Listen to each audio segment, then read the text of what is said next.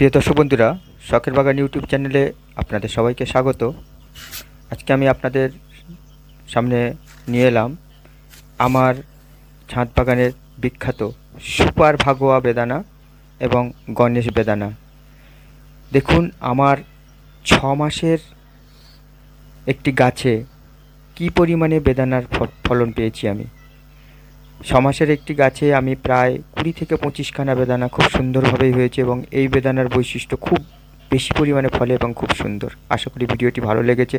Like করবেন, subscribe করে আমাকে আরও এগিয়ে যেতে সহযোগিতা করবেন এবং প্রত্যেকে নিজের ছাদ বাগানে এই ধরনের একটি বেদানা রাখবেন। অবশ্যই আপনাদের ফলের আশা পূরণ হবে।